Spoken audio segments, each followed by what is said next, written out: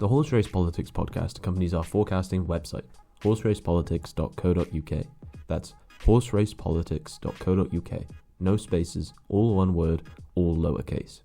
Go to the website now to join the race and predict various outcomes of the 2024 US presidential election, including the overall winner, key swing states, and likelihoods of post-election violence.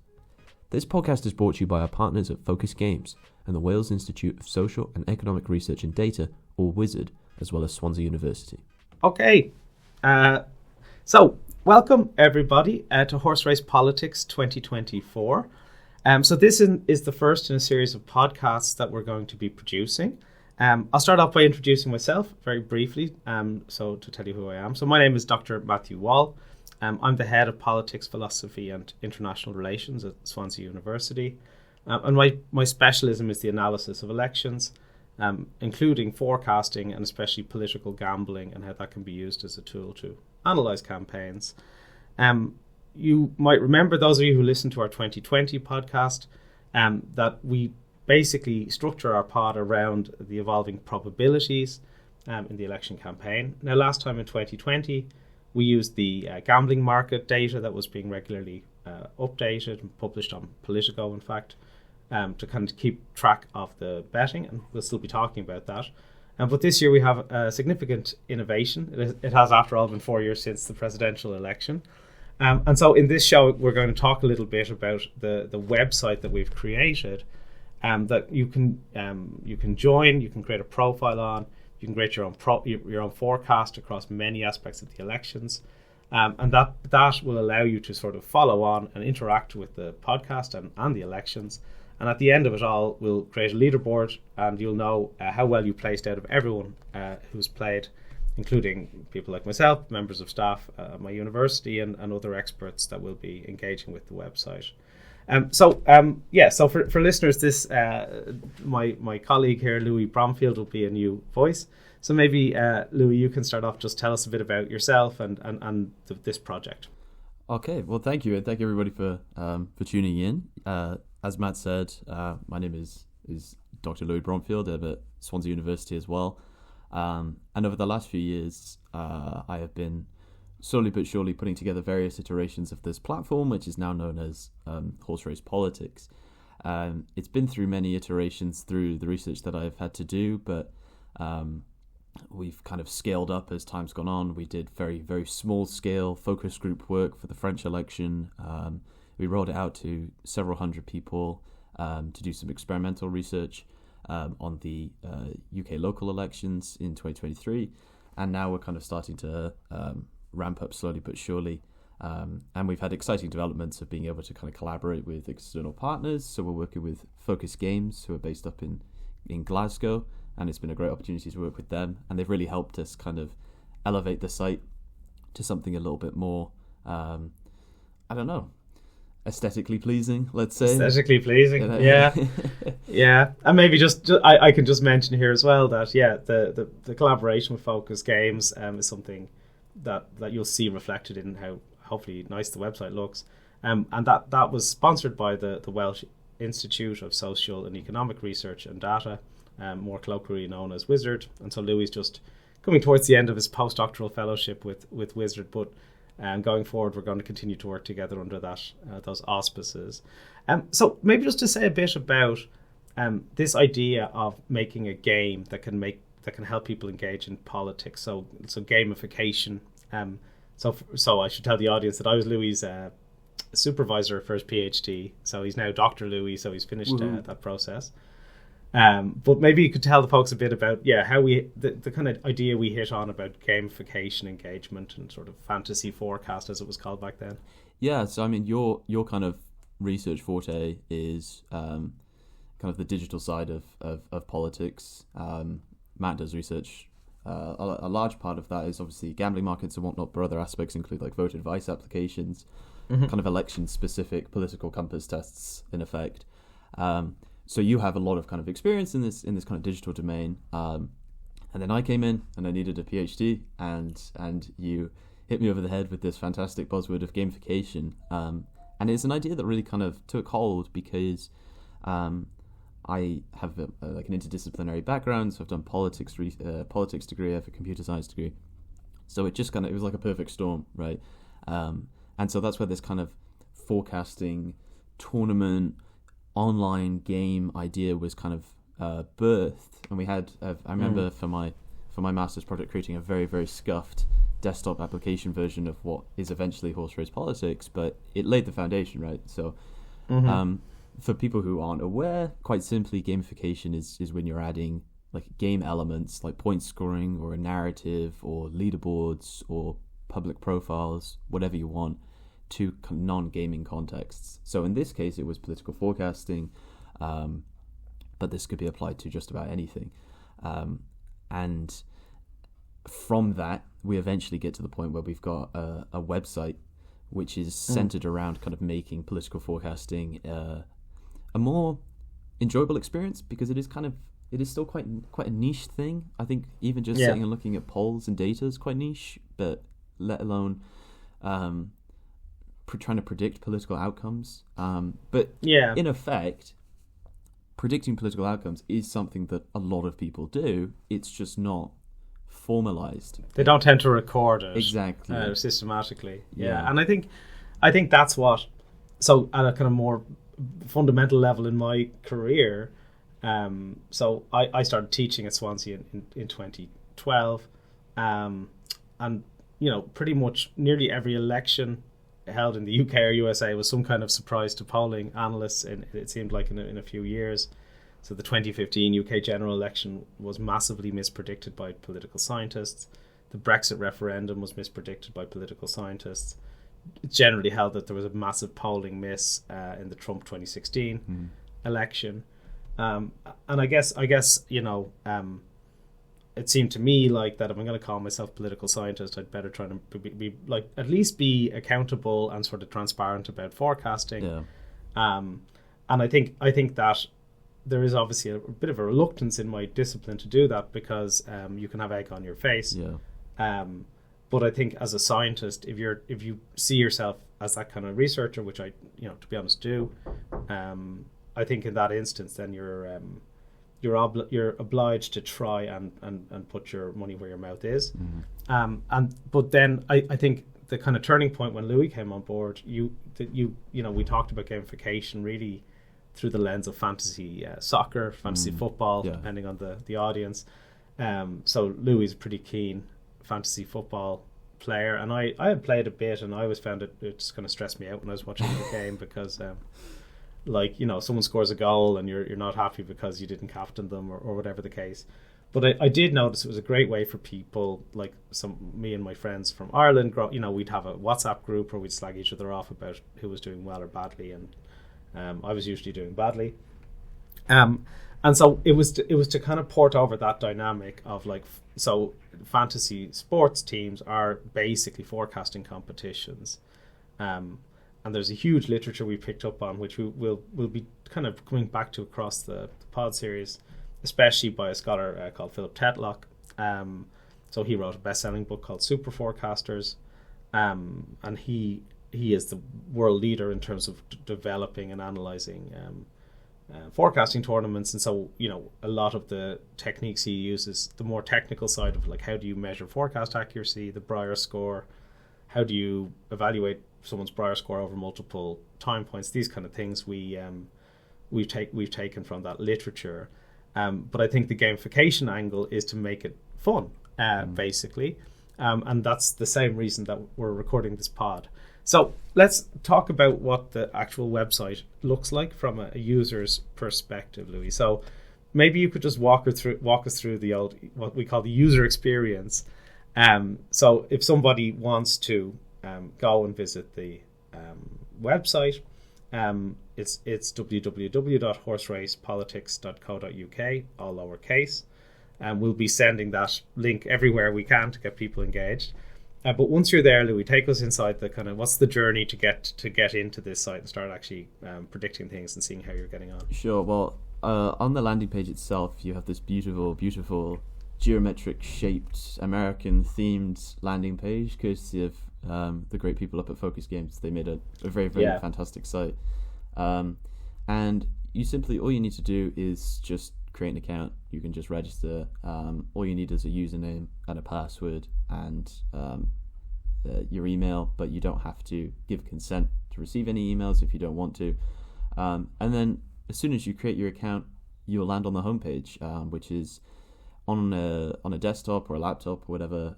It will be kind of like a nice dashboard vibe with three columns, and you'll be able to see kind of live data coming through in terms of like what people are forecasting. So you've got some kind of like displays of average predictions, which is quite a nice succinct way of seeing what others are saying. You've got a social feed where you're kind of free to post, a la Twitter or X. I refuse to. Yeah, I've been just to say, so like we've launched this with our undergraduate students at Swansea University last week. So there's been quite a lot of posting on the social feed already. So I've been really pushing Alan Lichtman, who's kind of I was skeptical of his work, but as I actually engaged with it and read the book and heard him discussing it, I've become increasingly a devotee. So we'll see as Lichtman right again this time. But you'll see there, and I know, Louis, you've been posting like news stories or sort of links to like 538 is an amazing website where you can follow the polling at a very high level of granularity, for example. I've been posting links to betting markets to try and get a sense of what's going on in, for example, Michigan, which is a state I'm having to learn a lot about. So there's a social media feed in the middle. Yeah. And what people will see is kind of on a scroll are the different markets that we've asked them to forecast. And so obviously, if it was just simply a question of saying Trump or Harris, well, we wouldn't really know much more about how good your forecast was at the end. So not only do we have an overall market that's the result of the election. So I think as we're recording, Trump is on about 40% in that overall market, Harris about 60%. That's with about 80 or 90 people probably in the grid at the moment. So you can kind of see straight away, well, what does that market look like? That's live data that Louis has magically made appear on the screen.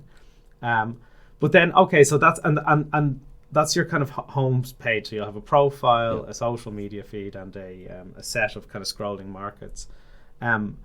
How do you advise people to go from there? Would you advise them to go straight into the learning space and spend some time with that material? Yeah, so effectively one of the main developmental goals when we're kind of bringing this site to life was wanting it to uphold one of those kind of like main goals of gamification, which is reducing barriers to entry, right? Trying to make a new experience that you might not necessarily engage with easy. Yeah, exactly.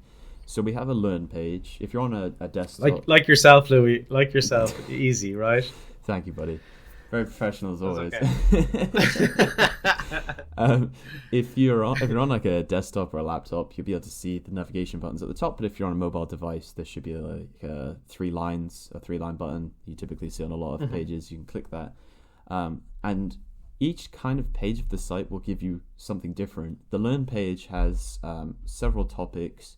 One will give you kind of an overview. And that, just to say, the Learn page has a little book icon, doesn't it, yes, on the desktop? Yes. Yeah, so if you see that little book, you hover over it, you'll see the word Learn, click the word Learn, and you're into this kind of training space that Louis is about to describe. Yeah, so we effectively have 5 different topics at the moment. One of them kind of just describes what horse race points are. These are points that you can earn for doing various activities on the site, like submitting predictions, posting to your feed, etc., and kind of give you a taste of what rewards can come with that. And then we have a couple of explainers. So we've got a substantive one about the general basics of the presidential election itself. What are the basic mechanics? What are swing states? These are kind of very important dynamics that you need to know if you're trying to predict the election. We have a tab that gives you quite a granular breakdown of how we score predictions, which is very complex. It can be quite complex. We're not going to go into too much detail now, but effectively, there's a bit of. I mean, essentially, there's maths. Yeah, but it's like to abbreviate, it's good maths. Yeah, and so the kind of core mechanism for those of you interested is something called a Breyer score, which is explained in the learning page, how that's calculated, and that again we do owe to the work of Tetlock and colleagues in terms of. There are such things as competitive political forecasting tournaments, which are often done in a kind of an intelligence space, like so, predicting incidents of violence, terrorist attacks, and so on. So we've taken the kind of metric, the key metric is the Brier score, and that sits underneath your, as you'll see in the leaderboard, when we start to get resolved markets that people have predicted, depending on it, the more likelihood you give to the thing that happens, the higher the score. Yeah. The more likelihood you give to something that doesn't happen, the more that hurts your score. So we've kind of adjusted the score to make it intuitive, but it's about that intuitive. So, and over several markets, generally what you want is a kind of a forecast that represents the actual probability to iron out the kind of effects of good or bad luck. So there's a big research on what makes a good forecaster and how we distinguish them, and we've kind of distilled that into literally a score that runs from 0 to 100, 110. which you'll see up on the. Yeah. Explain the 10, and then we'll go on to the rest of it. Well, so effectively, just to say, with any of the markets, whether you're predicting the winner, or you're predicting turnout, or you're predicting violence, whatever you want, you're allowed to update your prediction as many times as you want. The whole point is to, and the whole scoring system is set up in a way that it incentivizes you to either stick with your gut if you think you're right, or to update as soon as possible if you find out maybe some contrary information, like Trump goes and shoots somebody, for example. You might want to update your prediction. I think I'd keep my prediction exactly where it is. I think so would he. Yeah, I think famously he did say that he could shoot somebody on Fifth Avenue and not lose any support, so maybe that's true. I think there's a good chance it's true. Yeah. So effectively, we have the Brier score, which will convert your kind of 0 to 100 probability into a score from like 0 to 2. And then we do some stuff with it because the typical Brier score is a little bit counterintuitive. It's like golf. A lower score is better with a Brier score. So all we do is we just flip it and then we rescale it. We rescale it. So it's now on a scale from 0 to 100, where 100 is better. But then what we do, and we do this with every single prediction that you submit, is we then weight your prediction by its duration. So if I submit one prediction on the first day and I never update it, it's going to get weighted by like 0.98 or whatever, because it was live for 98%. But if halfway through the window that this race is alive, I update it, my first one will get weighted by 0.5 and the second will get weighted by 0.5. Yeah. So effectively there's a big time element that is quite punishing if you're either extremely late, because of the fact that we don't want to reward people who have submitted late over people who have submitted earlier. So it's just literally a better forecast. Exactly. And what we tend to do is, like, especially on the kind of weekly markets, we'll and it goes all the way back to the profile actually. So you might want to sign up for emails, because if you're really keen to compete, you think you can play with the big boys here, me and Louis. You'll need to get on the weekly markets, within a day or two of them actually going live. And so we'll send an email to everyone who's signed up for emails that's happening. But obviously, if you don't want emails, that's fine. But we can't tell you then when the markets are live. Yeah. And then, so if you come in, let's say, there's a market live right now that will resolve this Sunday evening. So if you come in at like 1 hour before on the Sunday evening and have a good prediction, you shouldn't get the same score as someone who got that on Monday or Tuesday. So time, we try to both reward time in terms of just that 10 points of sort of being early. Yeah, that's the extra little kind of bonus is there's just a flat bonus from 0 to 10 that is determined purely by the time of your first prediction. It doesn't matter how accurate that was. It doesn't matter if you've assigned a high probability to the right or wrong outcome.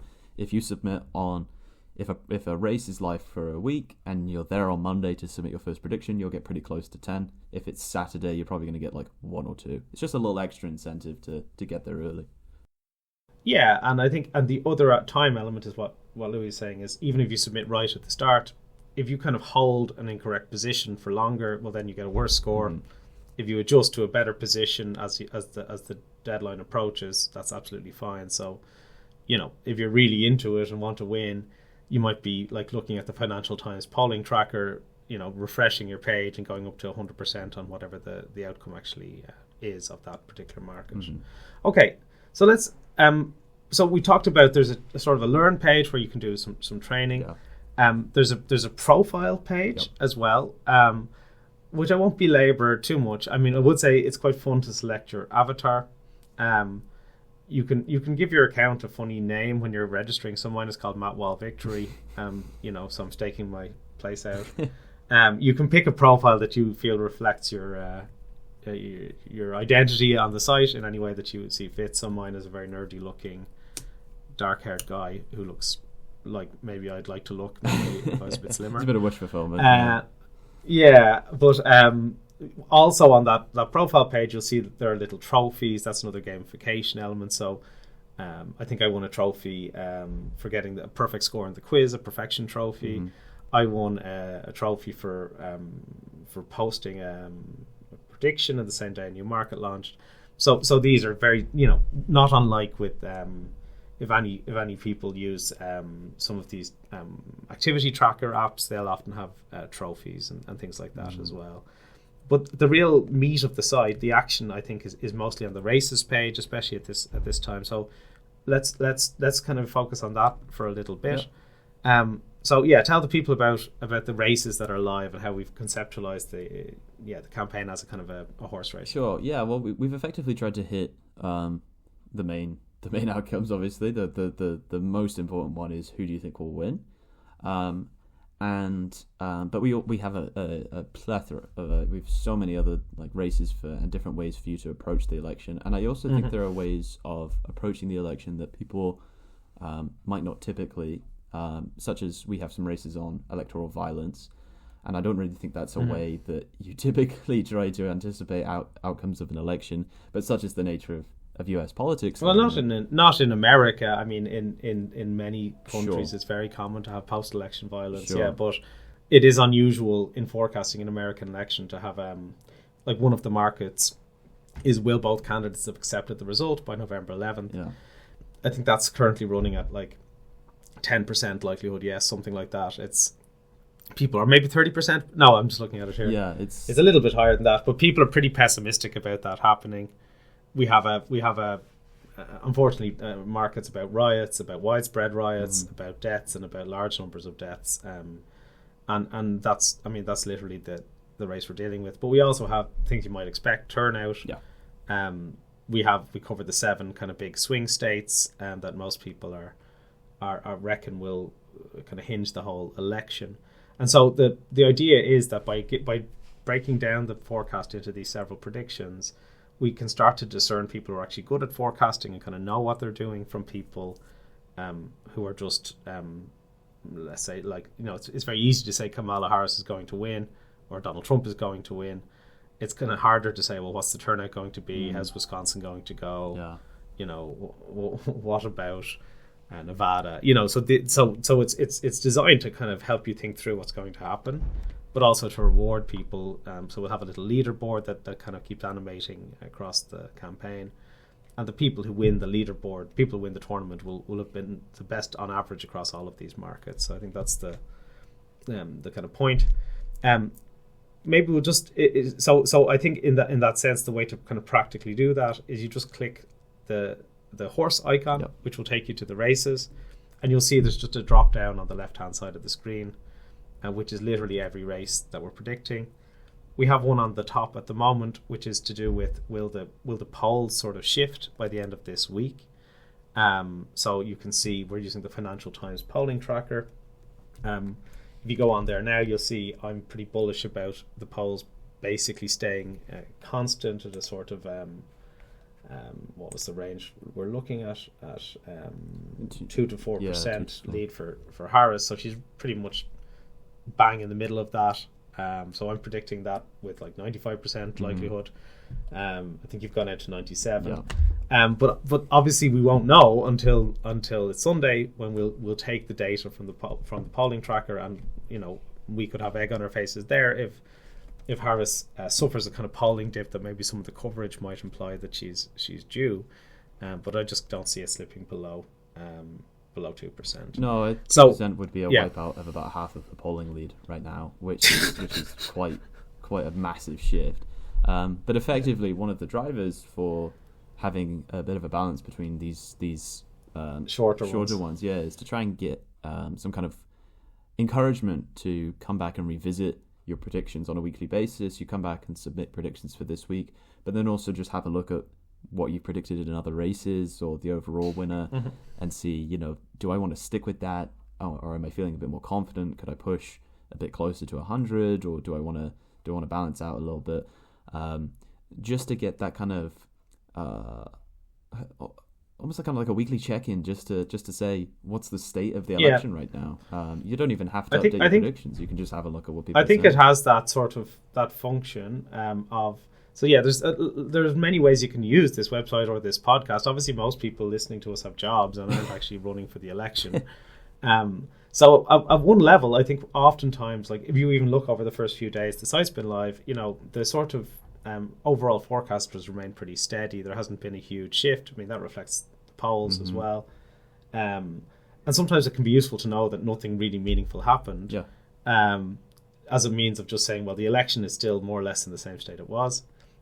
Or if something meaningful has happened, I think we should pick it up pretty quickly on the website. If enough people shift their estimates, then the average, which is the kind of output that you'll see, will shift, and you'll know something's going on. You can listen to the podcast to hear the kind of substance of that.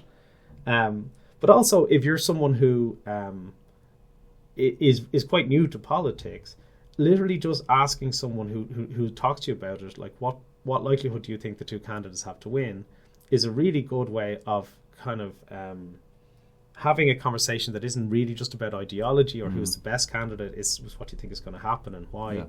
And that can be a really good avenue to enhancing your levels of political understanding, which is actually the goal of our work here, is just to make you more informed consumers and to beat you all in the forecasting tournament, so I do look forward to celebrating Matwell victory. But no, in all seriousness, I think it's for nerds, but there's a nerdy aspect. Like, you can get very deep into, like, I'm really thinking about my Michigan forecast as we record. But it's meant to put everyone in actually quite a common sense plane, where, like, how likely is something? 100% is definitely going to happen. 0% is definitely not going to happen. Most things actually in life are in between those points. Like, just put a number on it. Helps you to kind of crystallize your thinking, I think, about a campaign, and doing it in a kind of open way with other people where you can see what they're doing as well. I mean, we just feel that it is like, you do understand sports better when you have a fantasy team because you're following it more, and it's like that with politics, really. Yeah, I think you speak to a really good important point here in that. I don't know who it was. I don't know if it was Silver or Nate Silver of 538 fame, or if it may have been Tatlock. But basically speaking about their frustrations with talking heads on news shows, basically saying, I hate the fact that you can go onto a news show and you can make outlandish predictions and then be invited back a week later with absolutely no check consequences. Yeah, no accountability to say, well, your prediction was completely untrue.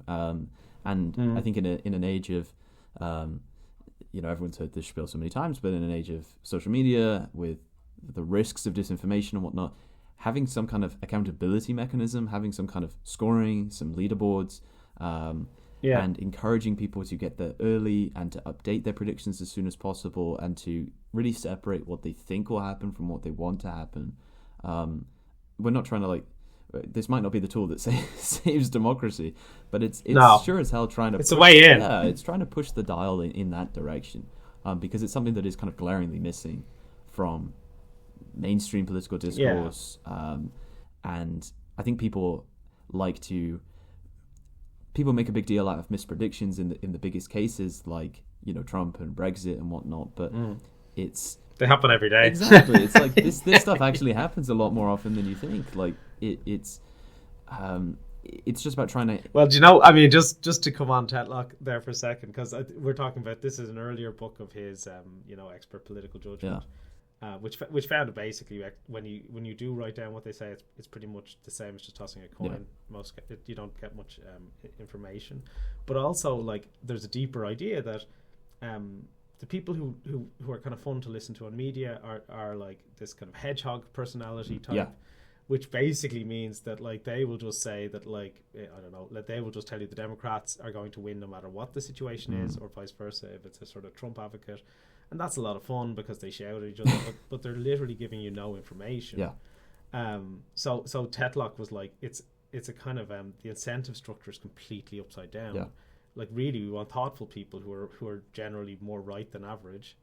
That's what an expert is. It's just a little bit more boring because if somebody comes on and says, "Well, I put Trump at 53%," like that doesn't tell some people are like, "Well, what does that mean?" You know, what does 53% mean? Whereas if someone comes on and they're very brash and they're, you know, stereotypically Republican or stereotypically Democrat, and they're very much like, you know, hey, Trump's going to win, and these are the states he's going to win, boom, boom, boom, and it's absolutely going to happen, and we're going to walk into the White House in January. Like that's exciting to people. Yeah. But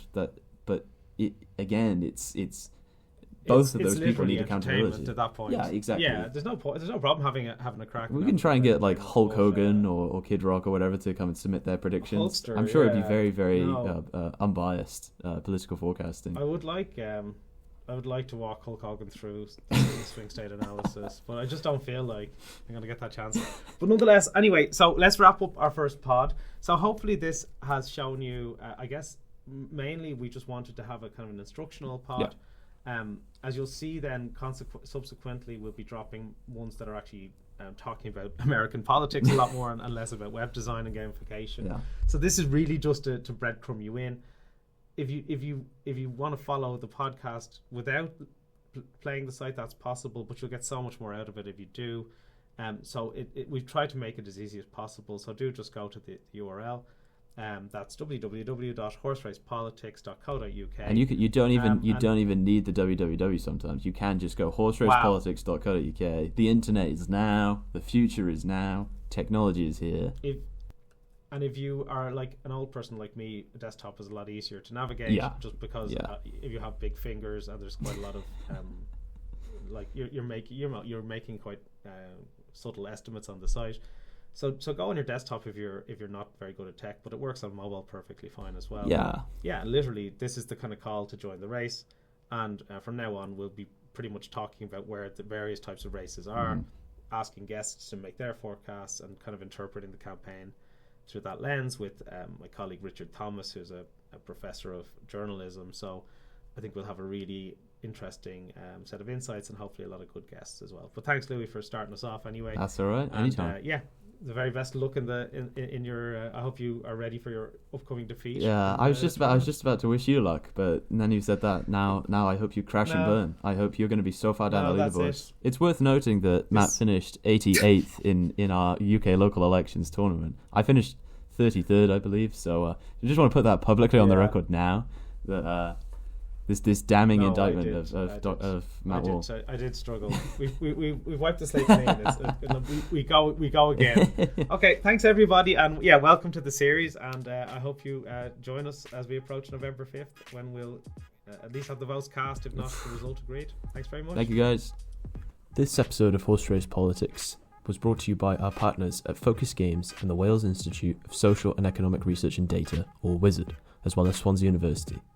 If you want to participate in the forecasting tournament, head to horseracepolitics.co.uk.